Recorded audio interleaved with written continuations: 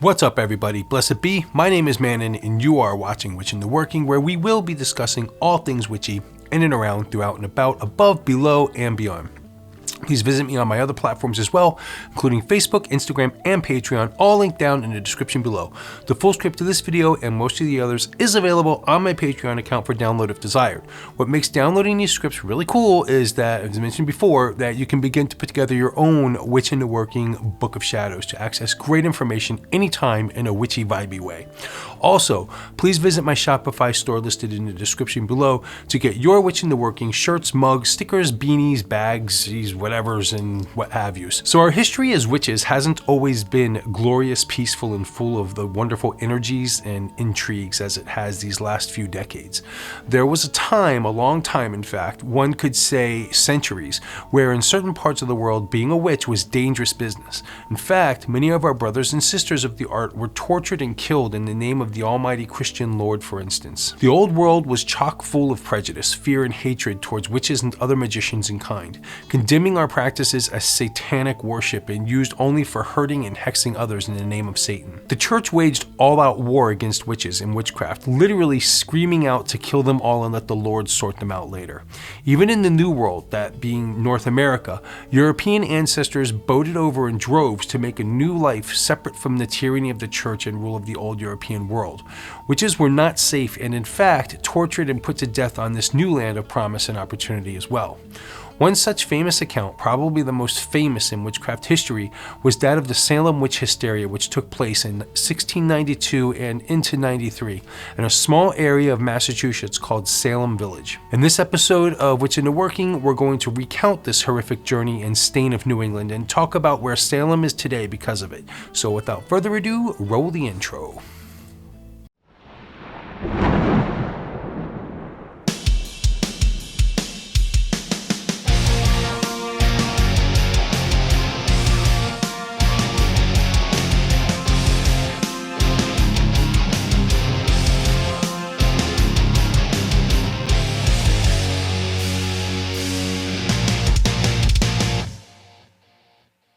Welcome back everyone. So you'd be surprised just how many of us witches don't know about the Salem Witch Hysteria that took place in the 1690s in the newly colonized New England area of America.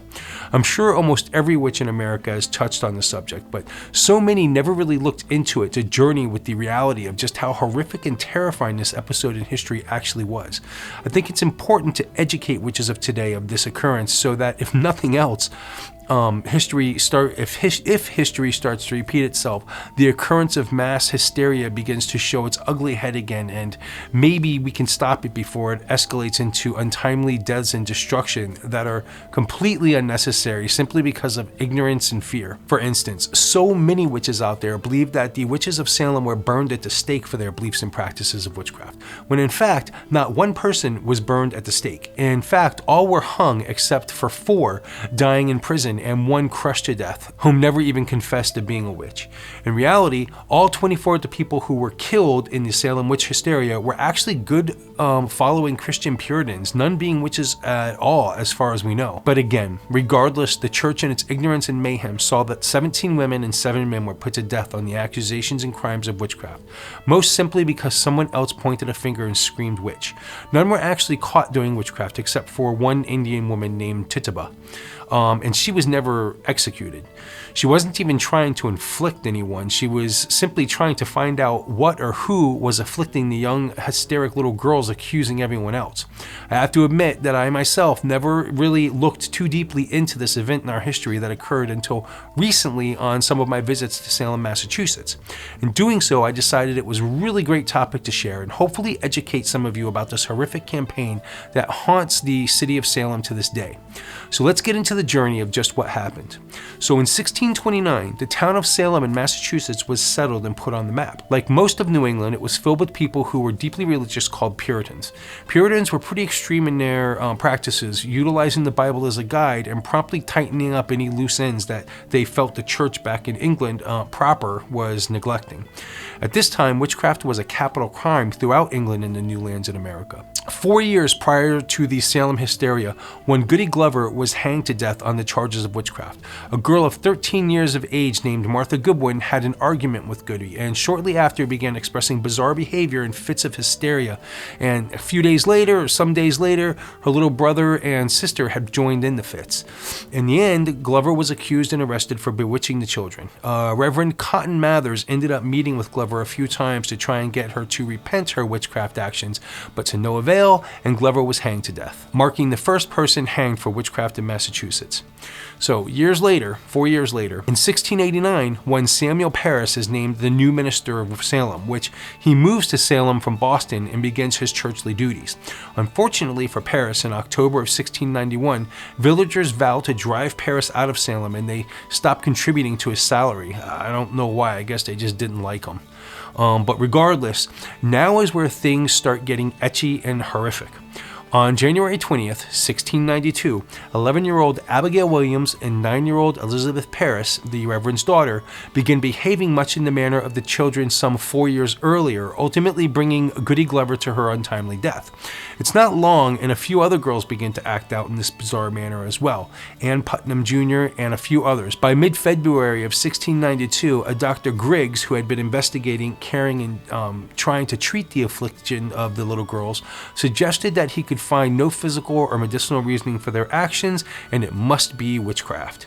Now, something a lot of texts don't mention is that some of these girls were cared for by an Indian woman named Tituba, who was a slave who belonged to Samuel Parris at the time, and she would spend many nights telling tales and stories of mystery and witchcraft. It's believed that this is where the girls learned how to behave in this manner and develop a goal, so to speak. Regardless, up until now, the little girls were simply throwing themselves into fits of hysteria, interrupting church service, and in fact, usually only choosing to perform these fits at pristine times when there were many witnesses around to witness their actions, and in turn, give them, special attention, which, kids do this. No accusations and pointing of fingers were being tossed around as of yet, so everything was still, pretty benevolent. February 25th, 1692, Tituba baked a witch cake at the behest of a neighbor woman named Mary Sibley, which contained urine from the afflicted children. And then this was to be fed to a dog, who supposedly would then point out the witch that afflicted the children. Unfortunately, this deed to trying to help is seen as sorcery, and Tituba is now suspect of performing witchcraft, which she actually did, so I guess she was guilty in that sense. A few days later, pressured by ministers and townspeople to reveal who was tormenting the children, the 9-year-old Elizabeth identified Tituba as the inflicting witch. Later on in days, the two girls also accused one Sarah Good and another woman named Sarah Osborne as well. On February 29th, 1692, arrest warrants were issued for Tituba, Osborne, and Good altogether. After taken into custody on March 1st, magistrates John Hawthorne and Jonathan Corwin examined Tituba, Osborne, and Good for witches' teats or witches' marks. Ultimately, Tituba, who is no stranger to white man's abuse and fear and trying to avoid torture, confirms that Osborne and Good are her partners in crime. This is only the beginning. Now the hysteria really starts to kick in and set in. On March 11th, Ann Putnam Jr. begins once again to show symptoms of affliction, as well as a few others, Mercy Lewis, Mary Walcott, and Mary Warren. On March 12th, Ann Putnam accuses Martha Corey of witchcraft. A week later, on March 19th, Abigail Williams denounces Rebecca Nurse as a witch, who was a 71-year-old woman. Now it's important to know here that these afflicted girls would say that they were being pinched and bitten, for instance, by these falsely accused witches, and that the witches were doing this in spectral form. So even if the person was standing on the other side of the room, physically in court, and the little girls writhing in pain were completely yards away on the other side of the courtroom, they would simply say it's her spectral spirit form that is attacking them.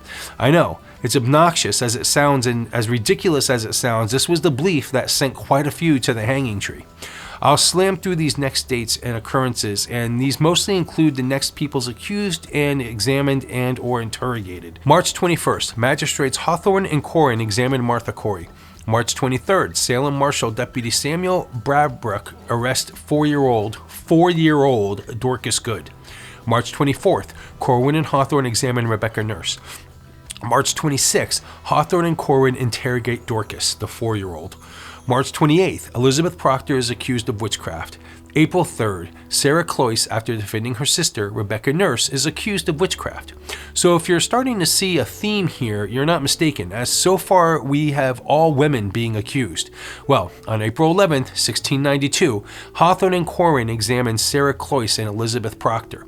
On the same day, Elizabeth's husband, John Proctor, who protested the examination of his wife, becomes the first man accused of witchcraft and is incarcerated. So you got to know that I don't blame them. I mean, when they examine the women, they strip them naked and they pretty much, poke and prod all over them, and God knows what they did in the name of God. Either way, sick people. These accusations, interrogations, examinations, arrests, and executions go on until roughly September of 1692. Late September, by the way. I would even say as far as October. When things finally start to wane down, as mostly the accusations start to get preposterous and many start to finally see that the spectral evidence and hearsay was getting a little out of hand. In the end, more than 200 people were accused. 30 were found guilty, 19 were hanged, which was 14 women and 5 men. And 4 more died in prison. 1 man died from pressing and 4 more died in prison from poor conditions. Gonna take a few moments and mention each person that was accused and hanged or died to honor them for having to go through this atrocity that the ignorant church allowed to occur. In all, there were 4 execution dates in which 19 women and men were taken to Proctor's Ledge to die by hanging from a tree. It was originally thought that they were hanged at Gallows Hill. However, recent evidence from the Gallows Hill project pinpointed Proctor's Ledge as the exact site. On June 10th, 1692, Bridget Bishop was hanged. About a month later, on July 19th, 1692, Sarah Good, Rebecca Nurse, and Susanna Martin, Elizabeth Howe, and Sarah Wiles were all executed. 5 more were hanged on August 19th, including 1 woman, Martha Carrier, and 4 men, John Willard, Reverend George Burroughs, George Jacobs Sr., and John Proctor. The final execution date was September 22nd, on which 8 were hanged: Mary Easty, Martha Corey, Ann Pudiator, Samuel Wardell, Mary Parker, Alice Parker, Wilmot Red, and Margaret Scott. In addition, 81-year-old Giles Corey died after being pressed with heavy stones, his punishment for refusing to enter an innocent or guilty plea to the court. 4 more of the convicted, Lydia Dustin, Ann Foster, Sarah Osborne, and Roger Toothaker, died in the unbearable conditions in the witch jails, awaiting their execution dates. As colluders with the devil, they were not afforded proper Christian burials. Their corpses were thrown into shallow graves. However, the bodies of Rebecca Nurse, John Proctor, and George Jacobs were eventually retrieved by their families and given Christian burials. So what became of Salem Village? In 1752, it was renamed Danvers, which still exists today. For those of you who may be confused about this, thinking, wait, I thought Salem still existed. Well, it does, as Salem Village was different from the Salem town, as Salem Village was a sort of sub-part of Salem town, which is present-day Salem. Salem town was a prosperous seaport town, and Salem Village was mostly comprised of poor farmers. In 1957, the state of Massachusetts formally apologized for the events that took place in 1692. In 1992, the 300th anniversary of the trials, a witchcraft memorial designed by James Cutler was dedicated in Salem. Back in the 70s, there was really nothing witchy in Salem except the Salem Witch Museum and the Witch House, and both were focused on the Salem witch trials, and that was about it. In 1970, the famous TV show Bewitched filmed in Salem, placing it on the map due to a studio fire that occurred back in Hollywood. They are noted as the Salem Saga episodes. In 2005, a statue was erected of Samantha in Lappin Park by the intersections of Washington and Essex Streets. In 1971, one Lori Cabot gathered some money with a friend and moved from Boston, Massachusetts to Salem. Once there, she opened up a shop that was called simply The Witch Shop. At the time, she was the only shop around that sold witchcraft-related materials, and most of those she made herself. Lori Cabot ultimately paved the way for dozens of other stores and witchy-related treasures and memorials to dot the Salem landscape, which brings tens of thousands, if not hundreds of thousands of tourists to Salem every year. Some witches and some just curious. There have been numerous movies filmed in Salem throughout the years. One most of us will recognize is Hocus Pocus, which debuted in 1993 and utilized quite a bit of the existing attractions there as part of the set. Since living in New England the last 7 months, I've been to Salem 4 times, I think now. Each time I go, I see something different that I didn't quite catch before. The history is great, the stores are great, and the restaurants are awesome as well. I love the Village Tavern and totally recommend you go there if you visit. Nowadays, you can find witches all over Salem, along with stores to just about get anything witchy you need. It's very touristy around Salem, but being from Florida, I'm totally used to the touristy vibe, so it doesn't bother me at all. The occultists that run the stores and work the attractions are amazing and friendly people as well, all willing to answer questions and help out in any way they can. I got some footage of the last time I visited Salem last weekend with Pink, Freya, and Cuber. Let's check out some of the stores, which I didn't really mention names of the stores I was at. If you go someday, just know that they're really great.